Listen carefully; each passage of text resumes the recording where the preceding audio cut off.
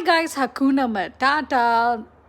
కనుమ తర్వాత రోజు నేను చెల్లి ఇంటికి రిటర్న్ అయిపోతున్నాం. దారిలో కేఎల్ఎం షాపింగ్ మాల్లో ఆగామనమాట. చిన్న పని ఉందని చెప్పేసి నేను ఒక రౌండ్ వేస్తాను. కలెక్షన్ మొత్తం చూసి నాకేం నచ్చలేదని ఇట్లా చిట్టోళ్ళు నిద్రపోతుంటే ఎత్తుకొని కూర్చున్నాను.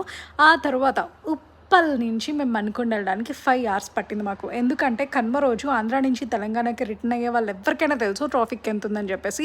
బీభత్సమైన ట్రాఫిక్ అనమాట. సో దారిలోనే బాబాయ్ హోటల్లో టిఫిన్ చేసేసాము. ఆ తర్వాత నేను కన్నా కలిసి ఇట్లా శంకర్ వరప్రసాద్ గారు మూవీ చూడడానికి వెళ్ళాము. ఆ తర్వాత రోజు నేనైతే ఇట్లా మష్రూమ్ బఠానీ అట్లాగే కందా కోడిగుడ్డు మామిడికాయ పులుసు చేశాను. నాకు చాలా చాలా చాలా ఇష్టం. చింతపండు పులుసు కంటే మామిడికాయ వేస్తేనే నాకు ఆ టేస్ట్ భలే తెలుస్తుందనమాట.